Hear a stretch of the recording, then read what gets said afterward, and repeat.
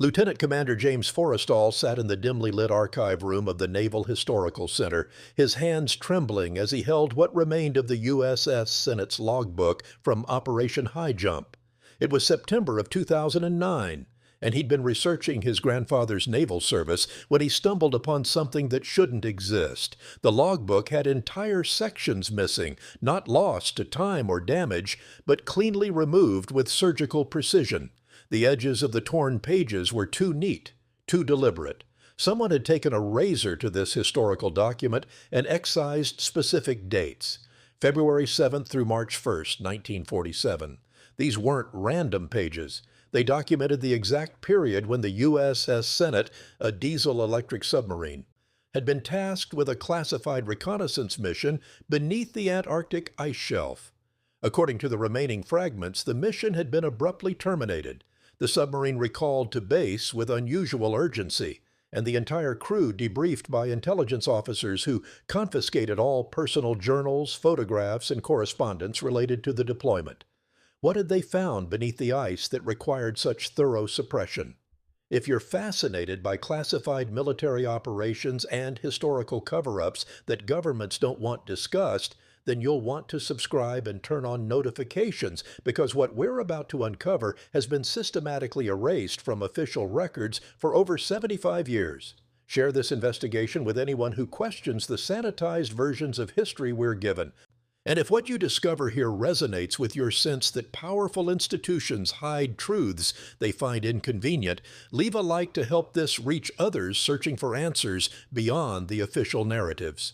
The disappearance of the USS Senate ship logs isn't an isolated incident, but part of a broader pattern of evidence destruction surrounding Operation High Jump, the largest Antarctic expedition ever mounted, and one whose true objectives remain classified to this day.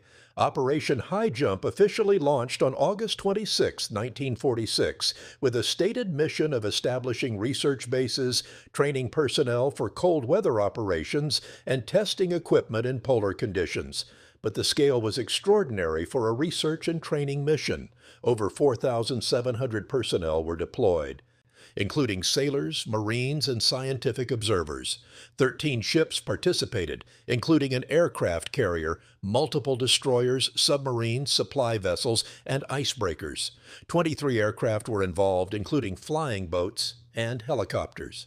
The operation's official duration was planned at 6 to 8 months with extensive objectives, including mapping large portions of the Antarctic coastline and conducting geophysical surveys.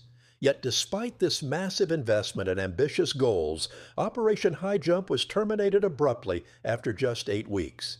Ships were recalled. Personnel were ordered back to their regular duties. And crucially, extensive portions of the mission's documentation were immediately classified at the highest security levels and have remained classified ever since. The USS Senate was one of 3 submarines assigned to Operation High Jump, though only 2 submarines are mentioned in most historical accounts. The Senate's participation itself seems to have been partially erased from the official record, with the vessel appearing in some documents but completely absent from others. This inconsistency is a red flag for researchers familiar with how sensitive information gets handled. When governments want to hide something while maintaining plausible deniability, they don't always destroy all evidence. Instead, they create contradictory records that make it difficult to establish what actually happened. Some documents mention the Senate, others don't. Some crew rosters include personnel who claim to have served on the submarine during High Jump, while official rosters show those same personnel assigned elsewhere.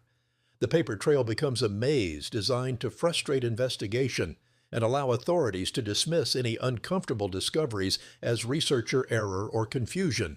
The USS Senate, designation SS-408, was a Balao-class diesel-electric submarine commissioned in March 1945 near the end of World War II. The vessel saw limited action in the Pacific theater before the war ended, but gained a reputation as a reliable boat with an experienced crew. When the submarine was selected for Operation High Jump in late 1946, the official reasoning was that submarines could navigate beneath pack ice where surface vessels couldn't go, providing unique reconnaissance capabilities for mapping coastlines and underwater geography. This explanation made sense on the surface, but the specific tasking given to the Senate went far beyond simple reconnaissance. According to partial records that have surfaced through various channels over the decades, the Senate was ordered to investigate anomalous sonar readings beneath the Ross ice shelf, readings that suggested the presence of open water or caverns where none should exist, according to established Antarctic geology.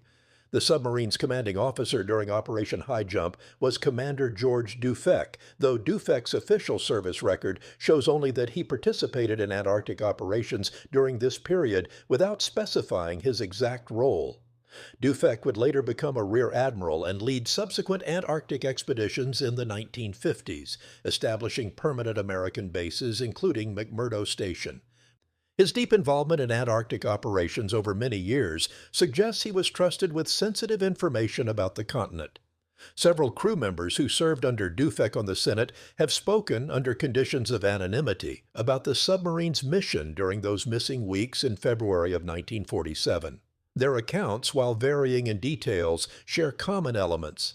The submarine detected unusual acoustic signatures suggesting hollows or chambers beneath the ice shelf. The boat navigated into these submerged regions, and the crew observed phenomena that contradicted everything they thought they knew about Antarctic geography. One account, provided by a sonar technician who refused to give his name, but whose service record was verified by independent researchers, described detecting a massive cavity extending beneath the ice for dozens of miles. The cavity appeared to be filled with liquid water, despite being far inland from the coast and beneath ice that should be grounded on bedrock. The temperatures indicated by the submarine's sensors were impossibly warm for the location, suggesting a heat source that conventional geology couldn't explain. As the Senate carefully navigated this submerged region, using passive sonar to avoid disturbing whatever might be present, the crew began detecting artificial structures. Not natural rock formations, but objects with geometric regularity suggesting construction. Sonar returns showed what appeared to be walls, columns, and flat surfaces at regular intervals. The sonar technician described his growing sense of unreality as the returns continued to show structures that resembled an underwater city or facility extending through the cavern. The submarine's executive officer, according to another account, ordered the boat to surface within the cavern to allow direct observation. The crew expected to surface beneath a roof of ice in the darkness of a flooded cave. Instead, according to these accounts, the submarine surfaced in an enormous cavern, illuminated by a dim phosphorescent glow emanating from the walls and ceiling.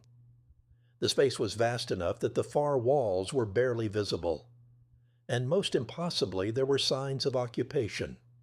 Structures built from materials that reflected the eerie light, what appeared to be docking facilities along the cavern's shore, and in the distance, lights that suggested active habitation.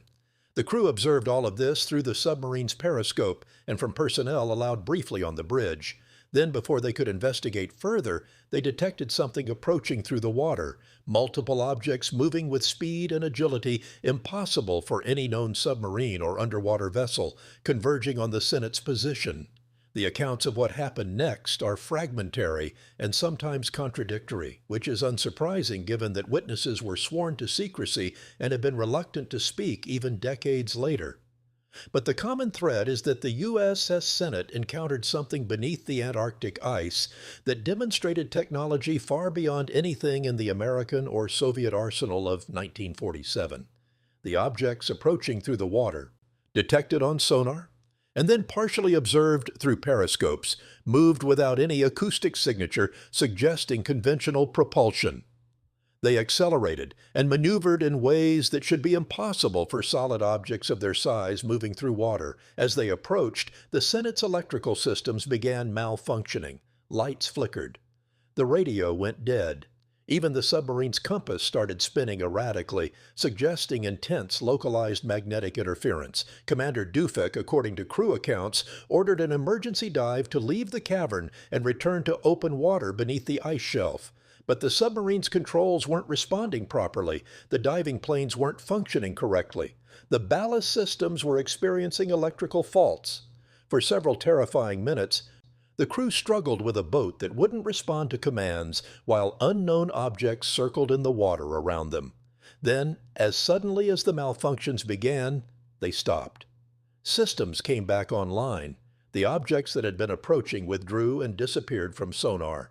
The Senate regained full control and dove, navigating back through the submerged passages toward open ocean. Throughout the escape, the crew maintained silent running protocols, minimizing any sounds that might attract attention from whatever had interfered with their vessel.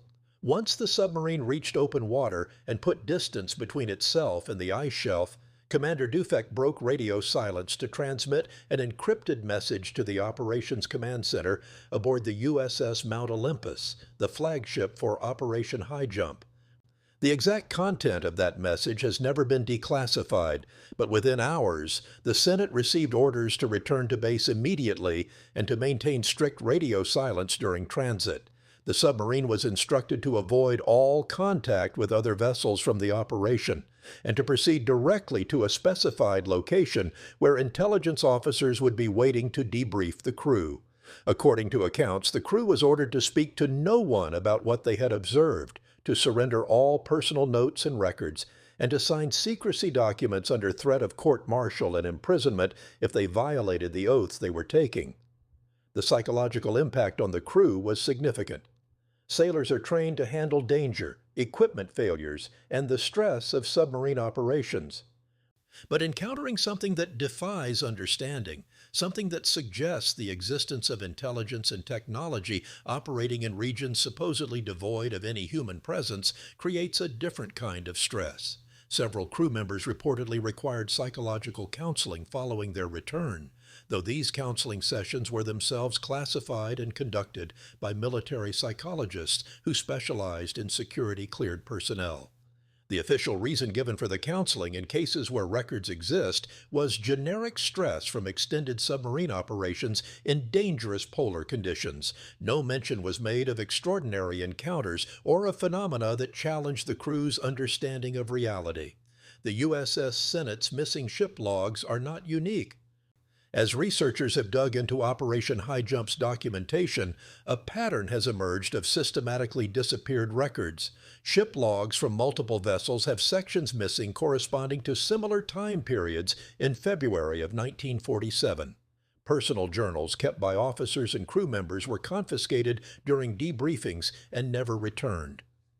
Photographs taken during the operation were seized, with official explanations citing national security or classification of Antarctic geography.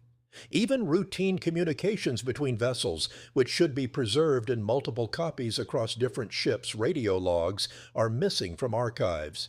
The thoroughness of this record destruction suggests a coordinated effort to eliminate evidence of whatever occurred during those critical weeks. The USS Mount Olympus, the operation's flagship, has particularly extensive gaps in its documentation. The ship's command log, which should contain entries detailing all significant communications and decisions, has entire pages missing.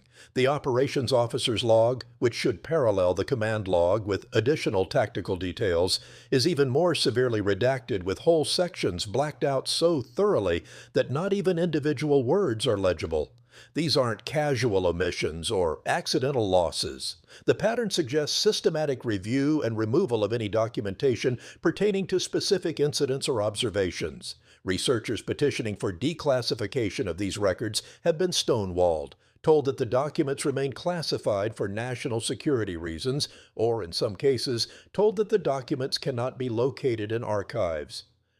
The USS Burton Island and USS North Wind, both icebreakers that operated close to the Antarctic coast during high jump, also have significant documentation gaps. These vessels were equipped with specialized radar and sonar equipment for navigating through ice fields. Their sensor logs should contain detailed records of everything detected during their operations. Yet portions of these logs are missing, with the gaps corresponding to periods when the ships were operating in specific regions near known areas of unusual Antarctic geography. One region that shows up repeatedly in fragmentary references is an area of the Ross Ice Shelf where multiple vessels reported anomalous sensor readings before those vessels' logs develop unexplained gaps. Personnel rosters themselves show anomalies. Several dozen individuals who participants in Operation High Jump have reported were assigned to the mission don't appear on official rosters preserved in archives. These ghost personnel can sometimes be traced through other documentation, pay records showing Antarctic deployment, or mentions in other individuals' correspondence, but they've been scrubbed from the main personnel lists. This selective editing of rosters could serve multiple purposes, removing individuals who might have been witnesses to sensitive events, eliminating paper trails connecting certain specialists to the operation, or simply creating confusion that makes it difficult to track down witnesses decades later. Whatever the motivation, the result is that researchers attempting to interview Operation High Jump veterans often can't definitively determine who was actually present during critical periods. Among the most intriguing disappeared documentation are the reports from scientific observers who accompanied Operation High Jump. The operation included multiple civilian scientists from various disciplines, including geology, glaciology, meteorology, and biology. These scientists were nominally present to conduct research and take advantage of the unique access provided by such a large expedition. But some of the scientists selected had specializations that didn't obviously relate to Antarctic research. Several physicists whose expertise was in electromagnetic phenomena and plasma physics were included. At least two geologists who had published papers on unusual rock formations and anomalous geological structures were aboard. And curiously, several anthropologists and archaeologists whose focus was on ancient civilizations were assigned to ships that would be operating nowhere near any archaeological sites unless something unexpected was being investigated. The scientific reports from these observers should have been published in academic journals or at minimum filed in government archives accessible to researchers. But the reports have disappeared. Scientists who participated and who later spoke about their experiences, always carefully avoiding classified details, acknowledged that they submitted extensive reports, but that those reports were never returned to them and never appeared in any accessible archive.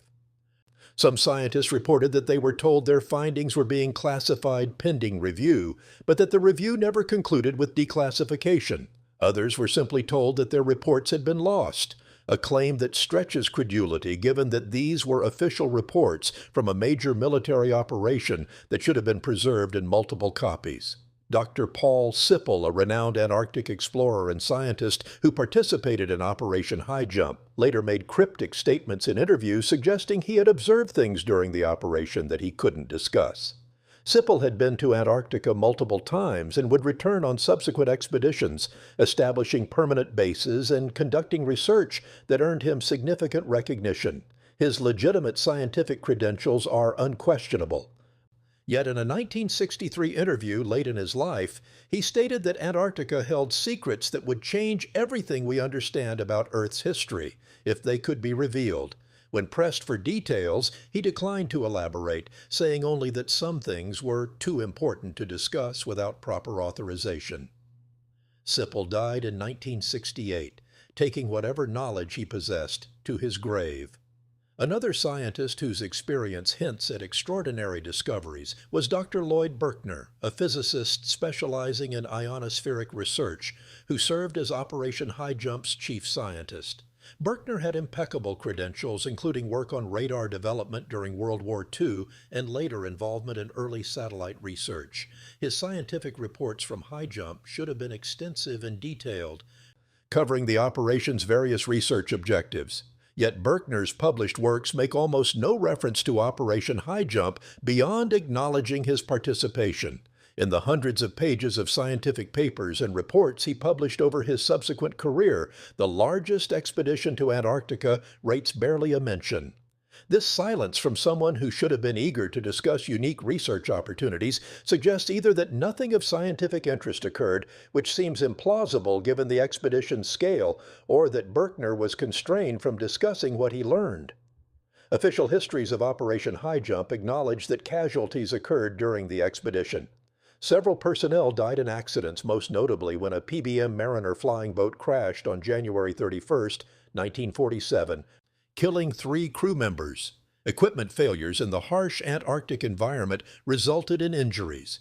The operation's abbreviated duration has sometimes been attributed to these casualties and to harsher conditions than anticipated. However, a careful review of casualty reports reveals anomalies suggesting that more personnel died or disappeared than official records admit. Some individuals who deployed with the operation and who appear in departure manifests don't appear in return manifests, yet are not listed among casualties. These missing personnel number at least a dozen and possibly more, depending on which documentation is considered authoritative. Family members of some missing personnel have over the decades requested information about their relatives' fates during Operation High Jump. These requests typically receive responses stating that the individual in question died in an accident, with details classified, or with claims that detailed records were lost. But the patterns in these responses are suspicious. Deaths are often attributed to accident during operations, without any specificity about what type of accident or where it occurred. Burial information is vague or inconsistent. In several cases, families were told remains couldn't be recovered due to Antarctic conditions, yet other casualties from the same operation had their remains returned for stateside burial. The inconsistency suggests that some casualties are being handled differently, possibly because the circumstances of their deaths are considered too sensitive to reveal. One particularly disturbing case involves a sonar technician from the USS Senate who, according to his family, returned from Antarctica in early 1947, but was not the same person who had deployed. He was withdrawn, suffered from nightmares, and refused to discuss his service beyond saying that he had seen things that men weren't meant to see. Within a year of his return, he died in what was ruled a suicide, though family members questioned this conclusion. His personal effects, which should have been returned to the family, included none of the items he typically carried and no documentation from his time in Antarctica. When his widow requested his service records decades later under the Freedom of Information Act, she received heavily redacted documents with most of his Operation High Jump service records listed as destroyed in a fire at a records facility. The selective destruction of records for personnel who died under unusual circumstances after returning from classified operations is a pattern seen in other contexts and strongly suggests that these individuals' deaths are connected to what they experienced during their deployment. What's often overlooked in discussions of Operation High Jump is the Soviet response to American activities in Antarctica. The Soviet Union, despite having no prior Antarctic presence, launched its own expedition to the continent in 1947, just months after High Jump's termination. Soviet whaling fleets that had never operated in Antarctic waters suddenly began exploring the region. By 1950, the Soviet Union was conducting regular expeditions to Antarctica, despite the enormous expense and logistical challenges involved. This sudden Soviet interest suggests they learned something about Antarctica that made the continent a strategic priority, and the timing suggests they learned it from intelligence about Operation High Jump. Soviet intelligence operations during this period were extensive and effective. The Manhattan Project, America's most classified program, was penetrated by Soviet spies who provided detailed information about atomic bomb development. If spies could penetrate the Manhattan Project, they could certainly infiltrate Operation High Jump, which involved thousands of personnel and less stringent security than atomic weapons research. It's likely that Soviet intelligence learned about whatever discoveries were made during High Jump, prompting their own exploratory missions to verify and investigate. The fact that Soviet expeditions focused on many of the same Antarctic regions where American ships had operated supports this interpretation. Declassified Soviet documents from the Cold War era, released after the Soviet Union's collapse, include cryptic references to Antarctic operations that go beyond scientific research. One document from 1950 describes investigations into anomalous phenomena in Antarctica, though details are redacted. Another mentions verification of American claims regarding unusual structures, without specifying what structures or what claims. These fragments hint that Soviet leadership took Antarctic anomalies seriously enough to invest significant resources in investigation, treating the matter as having strategic importance rather than being purely scientific curiosity. If Soviet intelligence had learned that Americans discovered evidence of an advanced unknown civilization or technology in Antarctica, it would explain their urgent interest in establishing their own presence to assess the situation independently. The cooperative framework established through the Antarctic Treaty of 1959 might have had a hidden dimension.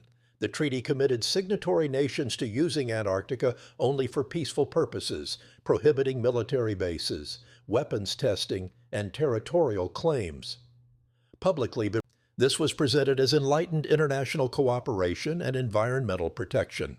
But the treaty also established inspection protocols, allowing any signatory to verify others' compliance, effectively creating transparency mechanisms that prevented any nation from secretly accessing or exploiting whatever might exist in Antarctica.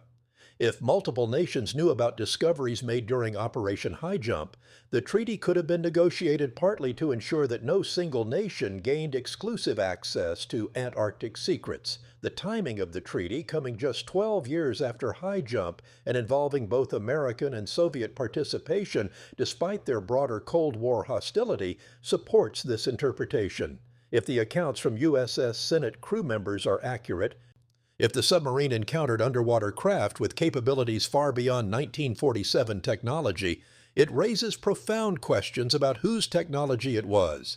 The conventional assumption would be that any advanced technology must be extraterrestrial in origin, visitors from another world establishing bases in remote Antarctic regions.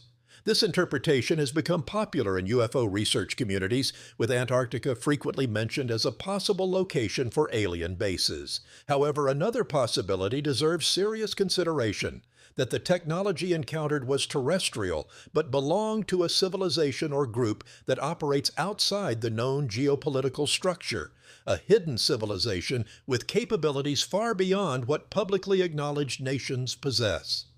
This hidden civilization hypothesis has various versions. Some researchers propose an advanced group survived from ancient times, perhaps descendants of Atlantis or other legendary civilizations, who maintain presence in remote regions, including Antarctica. Others suggest breakaway civilizations that developed advanced technology independently and chose to remain hidden rather than integrating with mainstream human society. Still others propose that certain elite groups or secret societies have access to technology that's deliberately kept from public knowledge to maintain power and control. Each of these scenarios faces evidentiary challenges, but all are more plausible than typical explanations that dismiss anomalous encounters as hallucinations or hoaxes.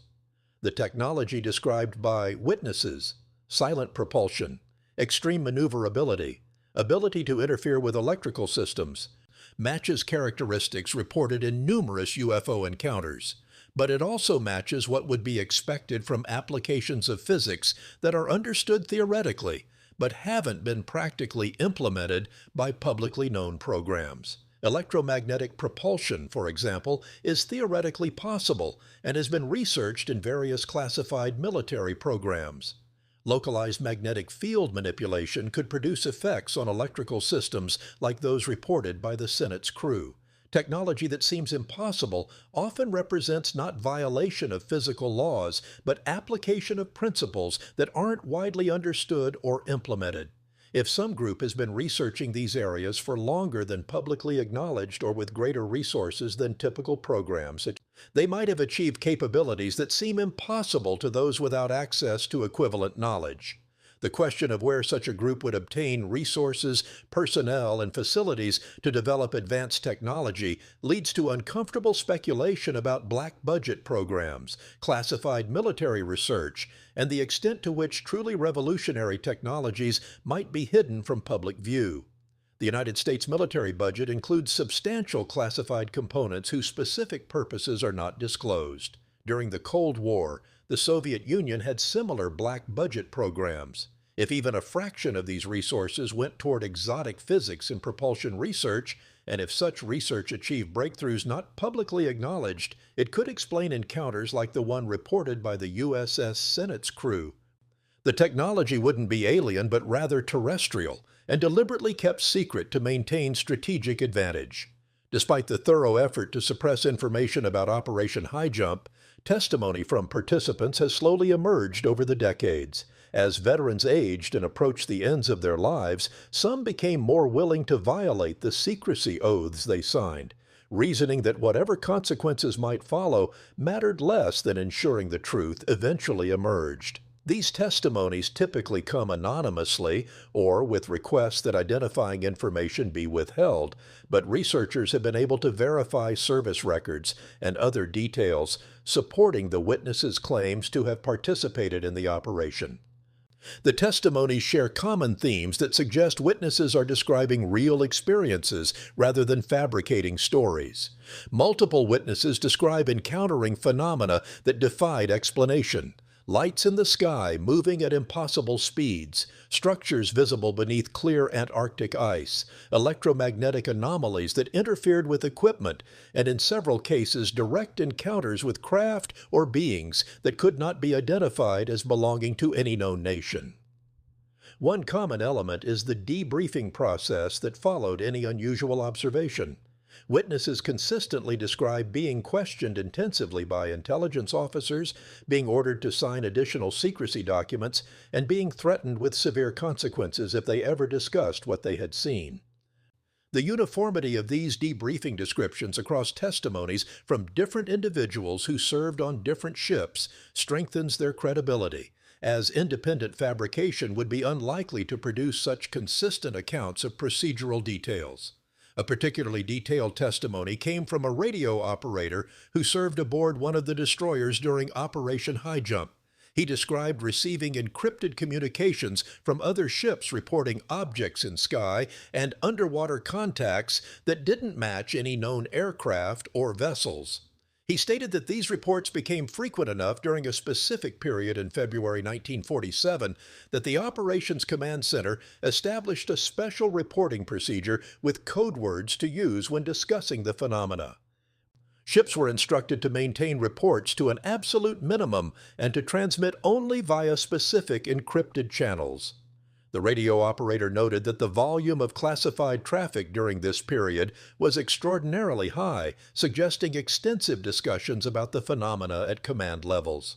After Operation High Jump terminated, he and other communications personnel were debriefed separately from the rest of the crew and told that disclosure of any information about the encrypted traffic would result in immediate court-martial. Another witness, a Marine assigned to security detail during the operation, described seeing recovered objects being brought aboard ship under heavy security.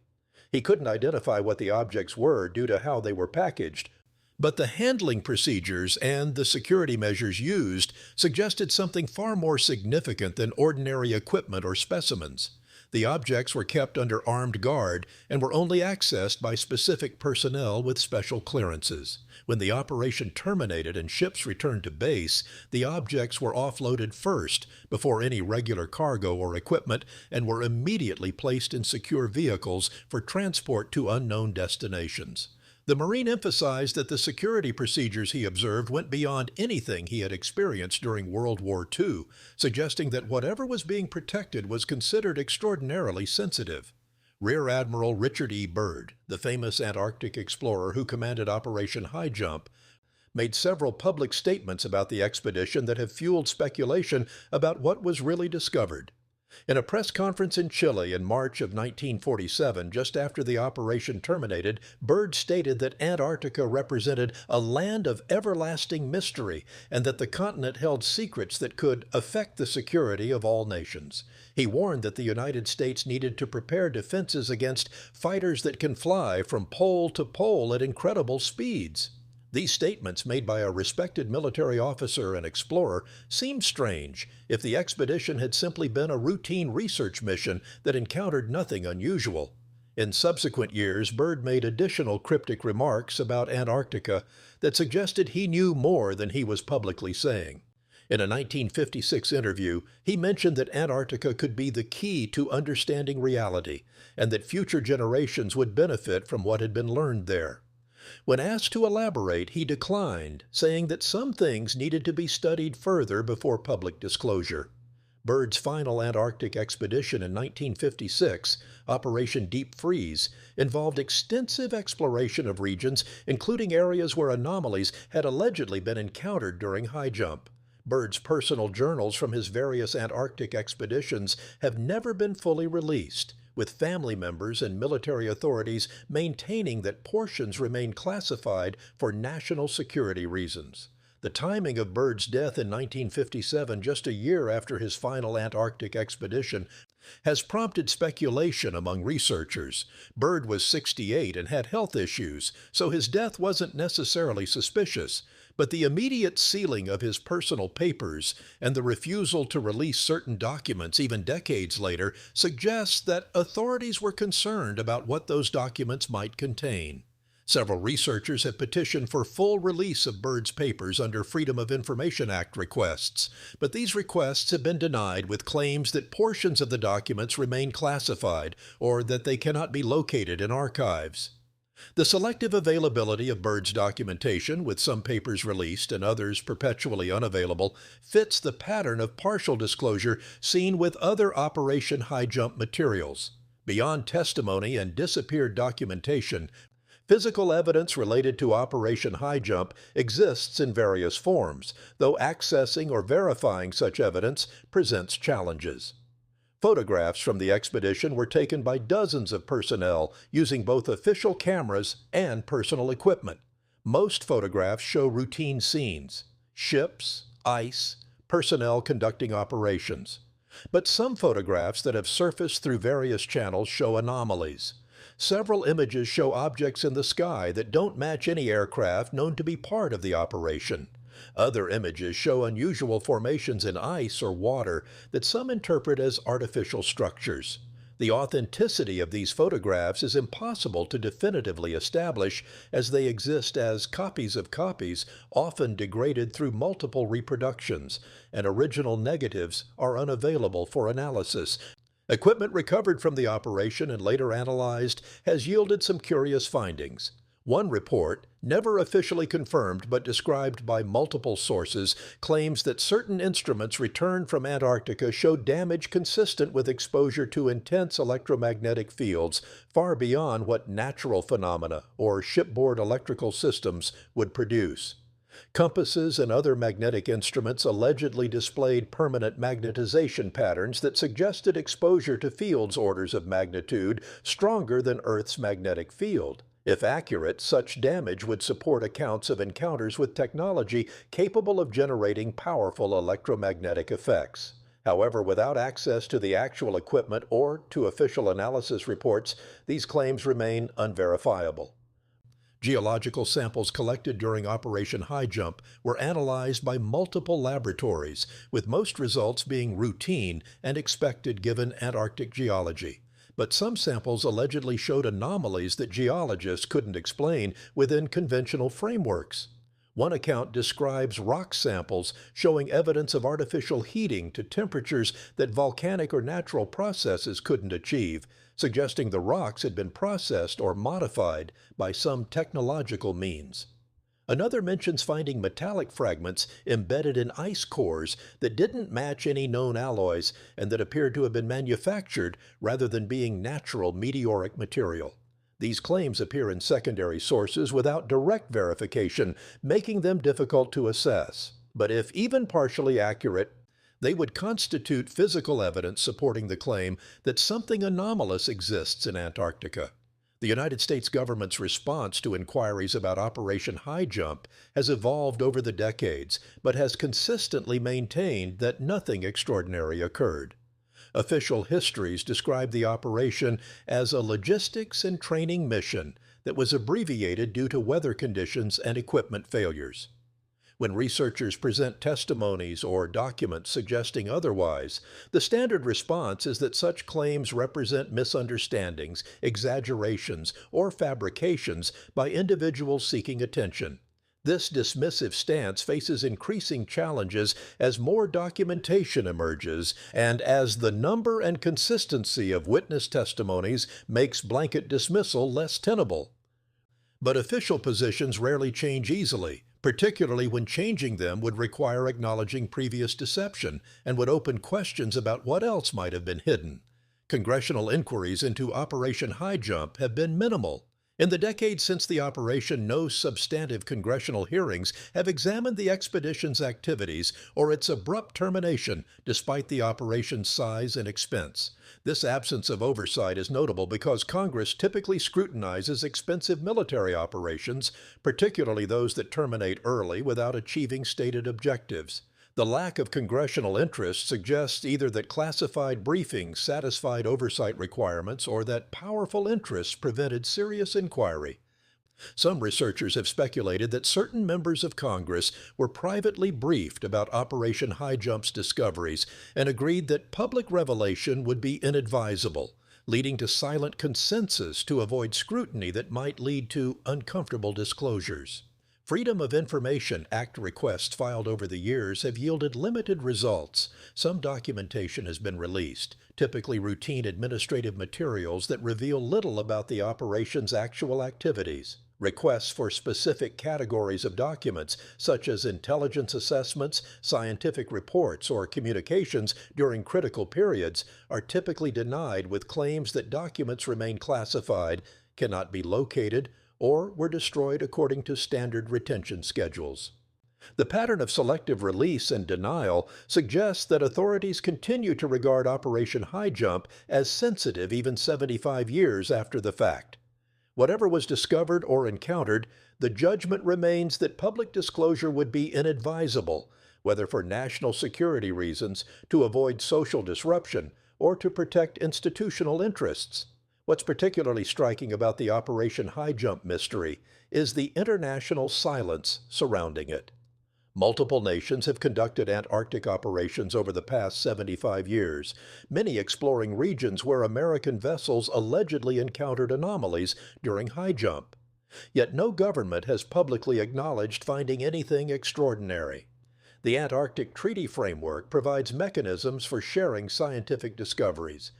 But information about anomalous phenomena doesn't appear in any accessible reports. This universal silence could mean that nothing extraordinary exists to report, or it could mean that multiple governments have encountered similar phenomena and have independently or jointly decided that public disclosure is undesirable. The possibility of international agreement to suppress information about Antarctic anomalies is not as far-fetched as it might initially seem. Governments frequently cooperate on sensitive issues even when they're adversaries in other contexts. During the Cold War, despite intense hostility, the United States and Soviet Union cooperated on preventing nuclear weapons proliferation and on establishing norms for avoiding direct military confrontation. If both superpowers encountered evidence in Antarctica of something that threatened existing power structures or that could cause social instability if revealed, cooperation on suppression would be in their mutual interest regardless of broader geopolitical competition. The Antarctic Treaty could have served as the framework for such cooperation, establishing norms and inspection regimes that prevented unilateral disclosure while maintaining official silence about the actual reasons for these measures. Reports from other nations' Antarctic expeditions occasionally contain hints of anomalous observations, but these are always framed ambiguously or dismissed as measurement errors. Russian scientists reported magnetic anomalies in East Antarctica that didn't match geophysical models. British researchers described unusual radar returns beneath ice in certain regions. Australian expeditions noted temperature variations in deep ice that suggested heat sources where none should exist. None of these reports explicitly claimed extraordinary discoveries, but the pattern of anomalies across multiple nations' observations suggests that something unusual is present in Antarctica, and that international scientific cooperation includes implicit agreements about how to report or not report such findings. For the personnel who participated in Operation High Jump and who encountered phenomena they couldn't explain, the experience has left lasting impacts. Many carried the burden of secrets they couldn't share, knowing that describing their experiences would risk ridicule, professional damage, or legal consequences. Some developed psychological issues stemming from the cognitive dissonance between what they experienced and what they could acknowledge.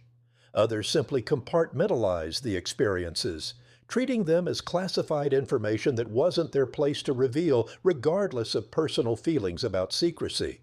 But as veterans aged and as the secrecy oaths they signed became matters of history rather than current operational security, more became willing to speak, if only anonymously, or to researchers they trusted not to expose them. The psychological literature on individuals who witness extraordinary events but cannot discuss them shows that secrecy itself can be traumatic. Being unable to process experiences through normal social mechanisms like talking with friends and family creates isolation and can lead to depression, anxiety, and other mental health issues. Operation High Jump veterans who encountered anomalies and who were then sworn to secrecy would have experienced exactly this type of trauma. Some sought help from therapists, but even in confidential therapeutic settings, discussing classified information risked legal consequences. The result was that some veterans carried psychological burdens throughout their lives, unable to fully process experiences that challenged their understanding of reality and that they were prohibited from discussing with anyone. Support networks for veterans with classified experiences have existed informally for decades. Groups where individuals with security clearances can discuss sensitive topics knowing that others understand the burden of secrecy. Some Operation High Jump veterans connected with others who had participated in classified programs and found comfort in knowing they weren't alone in carrying extraordinary secrets. But even within these networks, there were limits to what could be discussed. The compartmentalized nature of classified programs means that even cleared individuals only know about programs they directly worked on. An Operation High Jump veteran couldn't be certain that others in these networks would believe accounts of Antarctic anomalies unless those others had directly relevant experiences. The isolation imposed by secrecy persisted even among communities of cleared personnel. Antarctic research has continued constantly since Operation High Jump, with permanent bases maintained by multiple nations and with regular expeditions conducting scientific work. The technologies available for Antarctic exploration have advanced dramatically, from satellite imaging to ice-penetrating radar to autonomous underwater vehicles. If extraordinary features exist in Antarctica, modern technology should be capable of detecting them. Yet publicly available reports from modern expeditions describe routine scientific discoveries without mentioning anything that would validate the claims about Operation High Jump. This absence could mean that nothing extraordinary exists to find. Or it could mean that modern expeditions encountering anomalies are subject to the same suppression that affected High Jump's findings. Some modern researchers have noted that certain Antarctic regions are effectively off-limits to independent investigation. The Antarctic Treaty's environmental protection provisions prohibit activities that would disturb pristine areas, which is sensible conservation policy, but which also conveniently prevents unauthorized access to sensitive locations. Obtaining permits for Antarctic research requires extensive applications and approvals, with authorities able to deny access to regions deemed too sensitive environmentally or logistically. If certain regions are known to contain anomalous features, denying access under environmental pretexts would be an effective way to prevent discoveries from becoming public through independent research. The bureaucratic barriers to conducting Antarctic research ensure that only well-funded, officially sanctioned expeditions can operate, and such expeditions are subject to oversight that can prevent or control disclosure of sensitive findings. Satellite imagery of Antarctica is publicly available through various sources, and amateur researchers have pored over this imagery looking for anomalies. Several locations have been identified where features don't match expected Antarctic geography, including what appear to be geometric structures, unusual formations suggesting artificial construction, and anomalies in ice coverage that might indicate heat sources or hollows beneath the surface. These identifications are controversial, with skeptics arguing they represent natural features or image artifacts rather than genuine anomalies. But the volume of observations and the persistence of certain features across different imaging platforms suggests that something worth investigating exists at several Antarctic locations. Whether official expeditions have investigated these sites and simply haven't publicly reported findings is unknown, but plausible. If governments possess information about extraordinary Antarctic discoveries, why maintain secrecy 75 years after Operation High Jump? The Cold War has ended, removing some motivations for secrecy. Technologies that might have seemed impossible in 1947 are now mundane, reducing concerns about revealing advanced capabilities. Social attitudes have shifted, with polls showing that large percentages of populations believe in possibilities like extraterrestrial life or advanced ancient civilizations, suggesting that disclosure wouldn't cause the social disruption authorities might have feared decades ago. Yet secrecy persists, suggesting that whatever considerations motivated original classification remain relevant, or that new considerations have emerged justifying continued suppression. One possible reason for continued secrecy is institutional inertia. Once information is classified, declassifying it requires active decisions by authorities who bear responsibility for consequences of disclosure. Given uncertainties about how information might be received or used, the safe bureaucratic choice is to maintain classification rather than risk potential problems from disclosure. Additionally, acknowledging that information was improperly withheld for decades would damage institutional credibility and invite questions about what else remains hidden. Authorities might judge that the costs of disclosure, in terms of institutional damage and loss of public trust, outweigh any benefits from revealing historical information about Antarctic anomalies. Another consideration is that disclosure of Antarctic discoveries might require revealing other classified programs or capabilities.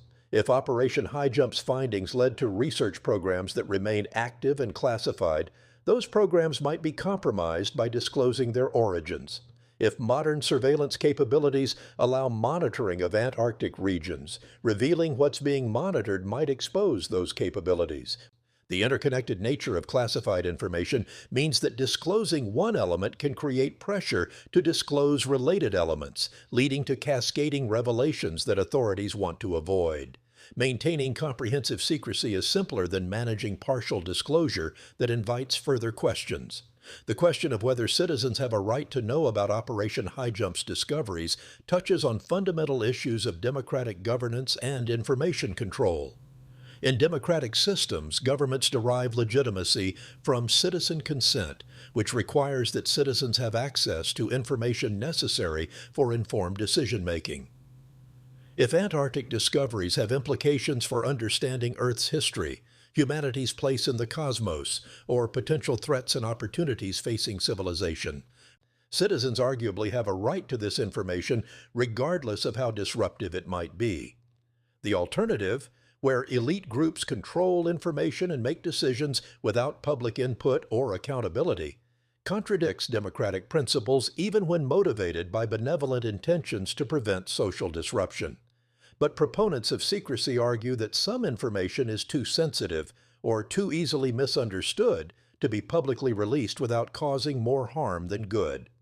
If Antarctic discoveries suggest the existence of advanced civilizations with capabilities far beyond human technology, public knowledge of this might cause panic, undermine social order, or trigger irrational responses.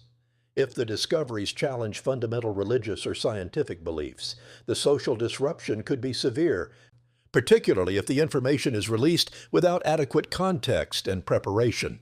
From this perspective, responsible authorities must sometimes withhold information to protect social stability, even though this paternalism contradicts democratic ideals of informed citizenship. The tension between these positions is not easily resolved and represents a persistent dilemma in democratic societies trying to balance transparency with security and stability. In the context of Operation High Jump, the question is whether 75 years is sufficient time for whatever discoveries were made to be safely disclosed. Social attitudes have evolved significantly since 1947. Public education levels have risen. Access to diverse information has increased. Whether these changes mean disclosure would now be safe is debatable. But the passage of time strengthens arguments that information classified in the immediate post-war period should be reevaluated for declassification. That such reevaluation hasn't resulted in disclosure suggests either that authorities still judge the information too sensitive or that bureaucratic processes prevent declassification even when no substantive reasons for continued secrecy remain. Researchers continue investigating Operation High Jump through multiple channels. Freedom of Information Act requests are filed regularly, sometimes yielding new documentation. Veterans are interviewed when they can be located and are willing to speak. Archives are searched for documents that might have escaped classification or redaction. Modern Antarctic observations are analyzed for features that might corroborate historical accounts. This ongoing research represents a collective effort by individuals who believe that historical truth matters and that suppressed information should be brought to light regardless of authorities' preferences for continued secrecy. The research community investigating Operation High Jump includes professional historians, independent researchers, journalists, and enthusiasts motivated by various interests. Some are driven by pure historical curiosity, wanting to know what actually happened during a significant military operation whose true story remains obscured. Others are interested in broader questions about government secrecy and the extent to which official narratives diverge from reality. Still others are motivated by beliefs that Antarctica holds secrets with implications for understanding humanity's past and future.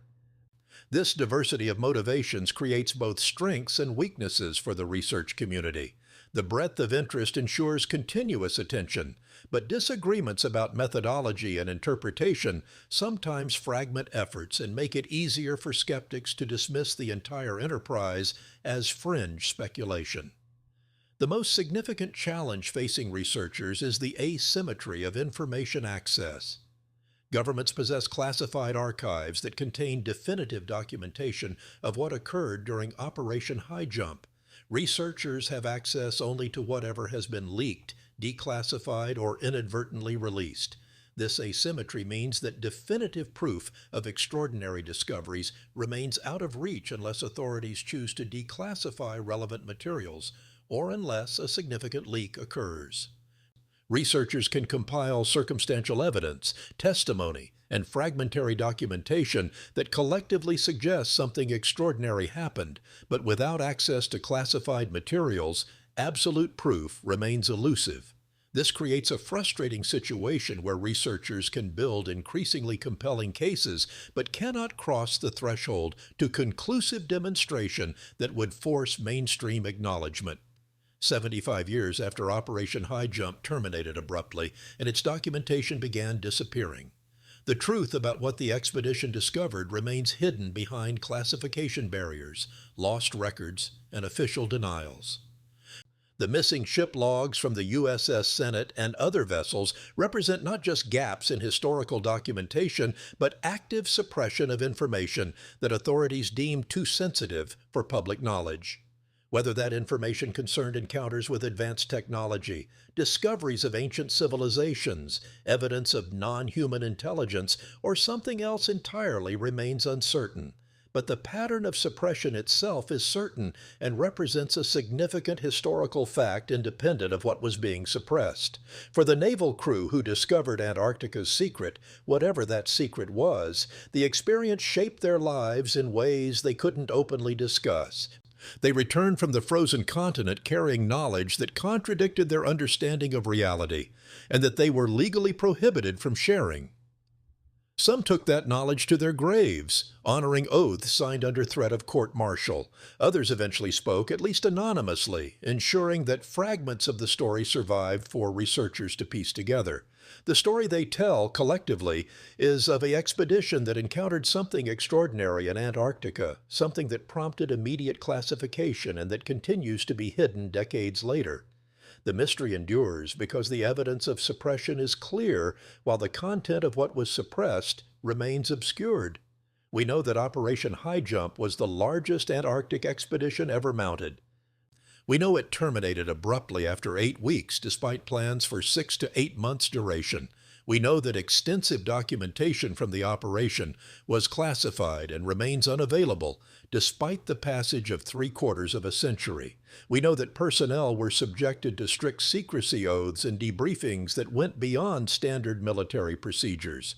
We know that multiple witnesses have testified to encountering phenomena that defied explanation. What we don't know definitively is what was actually discovered beneath the Antarctic ice in February of 1947.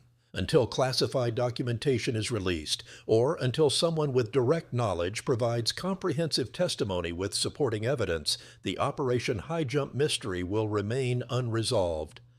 The missing ship logs sit in classified archives or have been destroyed, taking with them the detailed contemporary records of what naval personnel observed during those critical weeks.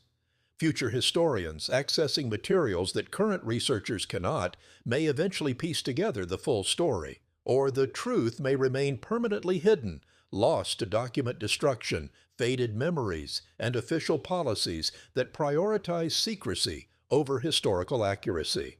The crew of the USS Senate and thousands of other Operation High Jump personnel knew what they encountered. Some of that knowledge survived in fragments, whispered testimonies, and disappeared documentation that hints at truths too extraordinary to be openly acknowledged. The frozen continent keeps its secrets, and those who discovered those secrets were compelled to keep them as well, carrying to their graves knowledge of what lies hidden beneath Antarctic ice, waiting to be revealed, if ever it is, to a world that may not be ready for such revelation, even 75 years after the discovery. Among the most tantalizing pieces of evidence that allegedly exist but remain inaccessible are photographs taken during Operation High Jump. Every major expedition documents its activities through photography, and High Jump was no exception. Official Navy photographers were assigned to ships, aircraft were equipped with cameras for aerial reconnaissance, and many personnel carried personal cameras to document their Antarctic deployment. Thousands of photographs should exist from the operation. Yet the publicly available photographic record is remarkably sparse and sanitized. The few images that have been released show routine operational scenes, ships in ice, personnel on deck, aerial views of ice sheets. Nothing in these official photographs suggests anything anomalous occurred. However, researchers have encountered references to photographs that were never officially released. In correspondence between veterans who served during High Jump, there are mentions of images that showed things we weren't supposed to see. One letter, obtained by researchers from a veteran's estate sale, describes photographs taken from an aircraft that showed structures that shouldn't be there, visible through clear ice. The letter's author wrote that the photographs were confiscated during debriefing, and that the photographer was questioned intensively about who else might have seen the images. Another account mentions photographs taken by a sailor aboard one of the destroyers showing objects in the sky that, according to the sailor's description, were not American, not Russian, not anything we could identify. These photographs allegedly were seized, and the sailor was ordered to sign documents swearing he had never taken them. The most detailed account of suppressed photography comes from a man who claimed his father had been a Navy photographer assigned to Operation High Jump.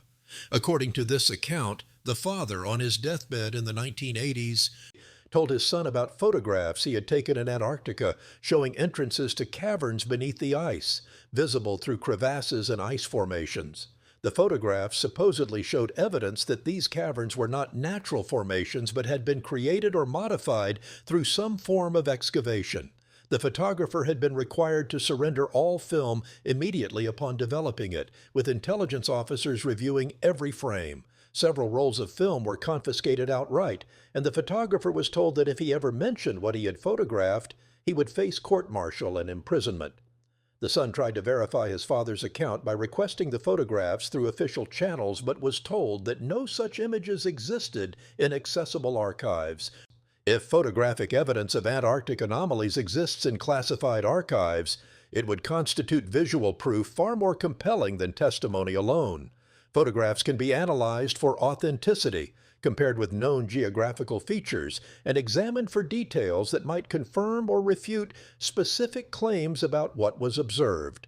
The fact that such photographs, if they exist, remain classified 75 years after being taken suggests they contain information that authorities continue to consider too sensitive for public release. Digital analysis technologies that didn't exist when the photographs were taken could now extract information from those images in ways not possible in 1947, making their continued classification even more significant in terms of what modern examination might reveal. Operation High Jump occurred during a period of intense global strangeness that has fascinated researchers for decades. The year 1947 saw an unprecedented number of unusual aerial phenomena reported worldwide. The famous Kenneth Arnold sighting in June 1947, where a private pilot reported seeing 9 unusual objects flying near Mount Rainier, introduced the term flying saucer to popular vocabulary. The Roswell incident in July 1947, where something crashed in New Mexico and was initially reported as a flying disc before the military changed the story to a weather balloon, became one of the most famous UFO cases in history. Throughout 1947, reports of unusual aerial objects spiked dramatically compared to previous years, creating what some researchers call the Summer of the Saucers. The timing of Operation High Jump's termination in late February 1947, just months before the wave of UFO sightings began, has prompted speculation about connections. If American military forces encountered unknown craft in Antarctica, and if those encounters prompted the operation's early termination, could knowledge of these encounters have prepared military and intelligence personnel to take subsequent UFO reports more seriously than they might have otherwise? The rapid mobilization of resources to investigate incidents like Roswell suggests that authorities were treating the UFO phenomenon as potentially serious rather than dismissing it as civilian hysteria. This seriousness might reflect prior knowledge from Antarctic encounters that unknown aerial craft represented a genuine phenomenon requiring investigation. Some researchers have proposed that the Antarctic encounters and the wave of UFO sightings in 1947 represent responses by unknown intelligence to humanity's development and deployment of atomic weapons. The United States had used atomic bombs against Japan in 1945, conducted atomic tests at Bikini Atoll in 1946, and was rapidly expanding its nuclear arsenal. If an advanced civilization, whether terrestrial or extraterrestrial, was monitoring humanity, the sudden possession of nuclear weapons might have prompted increased surveillance and possibly attempts at contact or intervention. Operation High Jump's encounters and the subsequent UFO wave might both represent aspects of this response, with the Antarctic incidents occurring in a remote location where contact could be attempted with less risk of public awareness, and the aerial sightings representing continued monitoring as the nuclear age accelerated. Antarctica's geology itself presents puzzles that mainstream science struggles to explain, and that might be related to what Operation High Jump discovered. The continent contains rock formations and mineral deposits that shouldn't exist according to conventional geological models. Certain regions show evidence of volcanic activity far more recent and extensive than should be possible in a continent supposedly frozen for millions of years. Temperature measurements in deep ice cores reveal anomalies suggesting heat sources that standard geothermal models don't predict. All of these geological anomalies are acknowledged in scientific literature, but are typically explained through ad hoc hypotheses that preserve conventional understanding rather than suggesting fundamental revisions to Antarctic geology.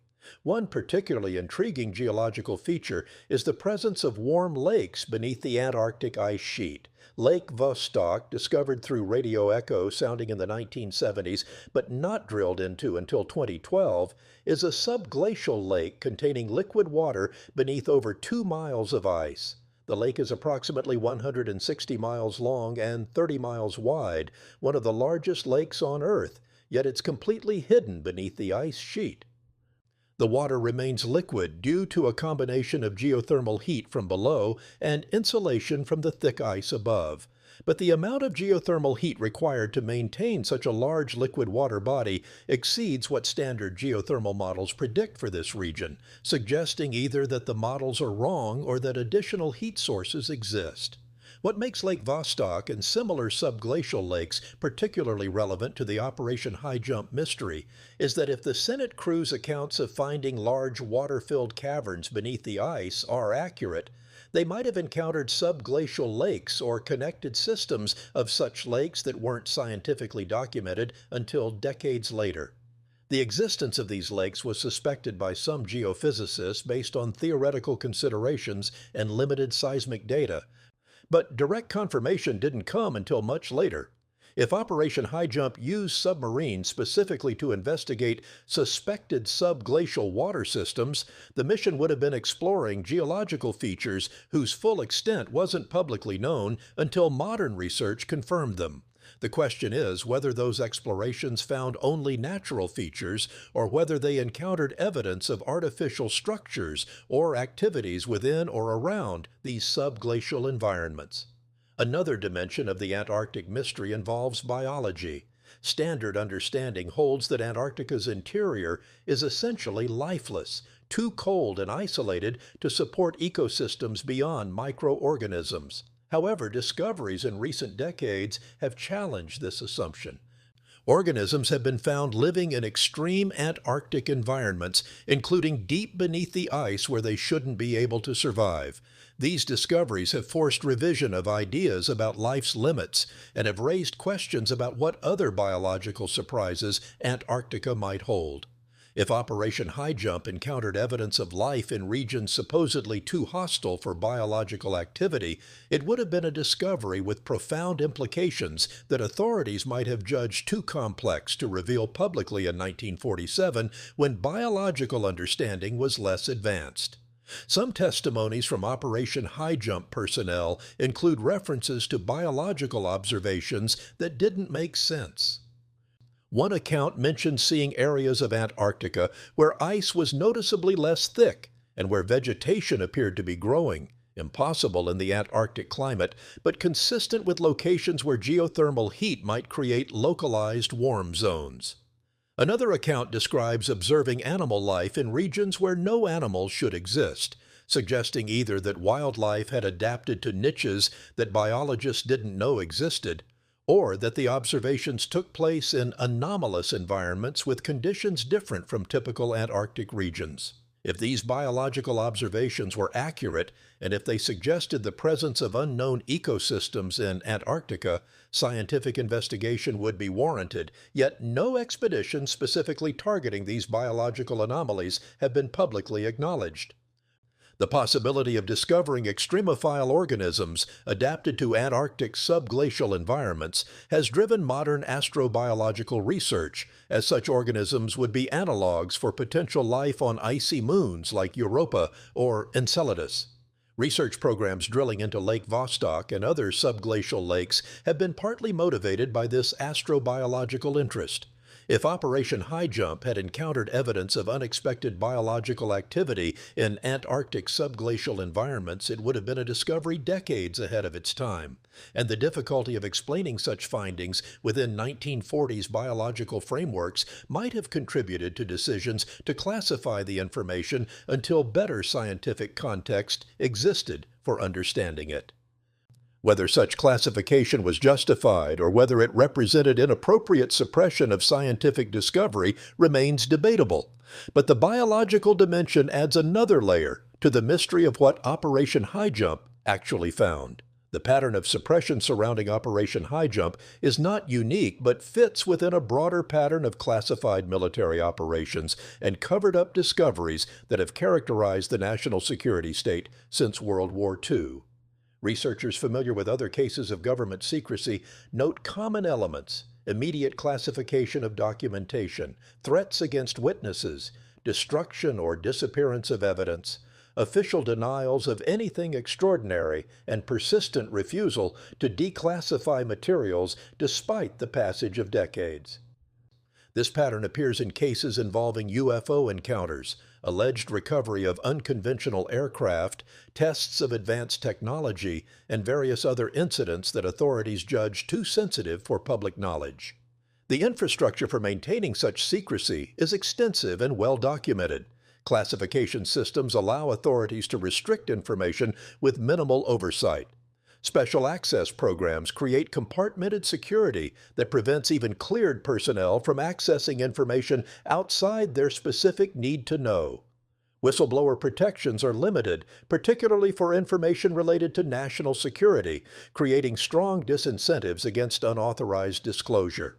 And career advancement in military and intelligence communities depends on demonstrating reliability in handling classified information, ensuring that institutional culture reinforces secrecy. This infrastructure means that even operations from decades ago can remain successfully hidden if authorities maintain commitment to secrecy, and if the classified information is sufficiently compartmented that no single individual possesses enough knowledge to provide comprehensive disclosure. Modern researchers investigating Operation High Jump face the same challenges that investigators of other classified programs encounter. Evidence exists but is inaccessible. Witnesses exist but are constrained by secrecy oaths or fear of consequences, and official records are either classified or have been destroyed. Overcoming these obstacles requires persistence, creative use of available tools like Freedom of Information Act requests, building trust with potential witnesses, and carefully analyzing fragmentary evidence to construct coherent narratives. Success is never guaranteed, and even when compelling cases are built, they remain circumstantial absent access to classified materials that could provide definitive proof. The result is an ongoing cat-and-mouse game where researchers push for disclosure while authorities maintain firewalls preventing information from reaching the public. Perhaps the most fundamental question surrounding Operation High Jump's suppressed discoveries is whether humanity was or is ready for certain truths about Antarctica. If the continent harbors evidence of advanced civilizations, whether ancient human cultures, contemporary hidden societies, or non-human intelligence, the social and psychological impacts of such revelation could be profound. Religious worldviews might be challenged. Scientific paradigms might require radical revision. Geopolitical power structures might be destabilized if some nations or groups had access to advanced knowledge or technology. These potential disruptions might have seemed unacceptable to authorities in 1947, particularly in the context of post-war recovery and emerging Cold War tensions. But 75 years later, has the situation changed sufficiently to make disclosure less disruptive? Public attitudes have evolved substantially. Belief in extraterrestrial life is common. Ancient advanced civilizations are discussed in mainstream media. The idea that governments keep secrets is widely accepted. Whether these shifts mean disclosure of Antarctic discoveries would now be manageable is debatable. But arguments for continued suppression based on preventing social disruption are weaker than they might have been in earlier decades. The persistence of secrecy, despite these social changes, suggests either that authorities still judge disclosure too risky, or that the information is being kept secret for reasons beyond protecting public sensibilities, perhaps to maintain strategic advantages or to avoid acknowledging past deceptions. The readiness question also applies to scientific communities. In 1947, scientific understanding in multiple fields was less developed than today. Geophysics, glaciology, biology, and other disciplines relevant to understanding Antarctic discoveries have all advanced substantially. Modern scientists might be better equipped to contextualize and explain findings that would have been inexplicable to their 1940s counterparts. If this is true, it strengthens arguments for declassification, as the scientific framework now exists for properly understanding and communicating whatever was discovered. However, if the discoveries fundamentally contradict established scientific theories in ways that remain problematic even given modern knowledge, then scientific communities might be no more ready now than they were 75 years ago to accept and integrate the information. Among Operation High Jump's approximately 4,700 personnel, most have passed away, given that participants would now be in their 90s or older, if still living. But some veterans survived into the 21st century, and a handful might still be alive as of this writing. Additionally, children and relatives of deceased veterans sometimes possess information passed down through families, including deathbed confessions, discovered documents, or stories told in confidence. These potential sources of information represent opportunities for additional testimony and evidence to emerge, though the passage of time makes such emergence increasingly urgent as remaining witnesses and their immediate families age. Some veterans have left instructions for information to be released after their deaths, hoping to avoid personal consequences while ensuring that truth eventually emerges. Estates of deceased veterans occasionally contain documents or recordings that family members discover, and in some cases choose to share with researchers. These posthumous disclosures have provided some of the most detailed testimony about Operation High Jump's classified aspects, as individuals who maintained silence during their lives were sometimes willing to document their experiences with instructions for eventual release. The challenge for researchers is identifying which veterans' estates might contain such materials and convincing families that sharing information serves historical interests even when doing so might violate wishes for privacy or might expose deceased relatives to criticism. The possibility remains that some participant in Operation High Jump, whether a veteran or someone with access to classified documentation, will decide that full disclosure serves important public interests and will provide comprehensive information to researchers or media. Such whistleblowing carries personal risks, particularly if the individual still holds security clearances or has family members in government or military service who might face retaliation. But as time passes and as remaining personnel approach the ends of their lives, the calculation about whether to maintain silence or to speak might shift. The hope among researchers is that someone with detailed knowledge will conclude that truth and historical accuracy matter more than continued compliance with secrecy oaths signed over 7 decades ago, and will provide the documentation or testimony that finally reveals definitively what the naval crew discovered beneath Antarctic ice in February of 1947. The story of Operation High Jump and its missing ship logs represents more than just a historical mystery. It stands as a symbol of the broader issues surrounding government secrecy, suppressed information, and the tension between institutional control and public right to know.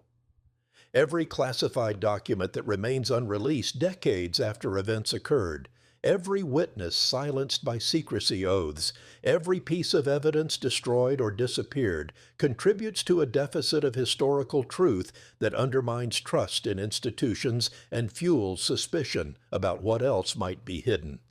The Operation High Jump case is particularly significant because the scale of suppression involving thousands of personnel and extensive documentation suggests discoveries of unusual importance, making the continued secrecy all the more problematic.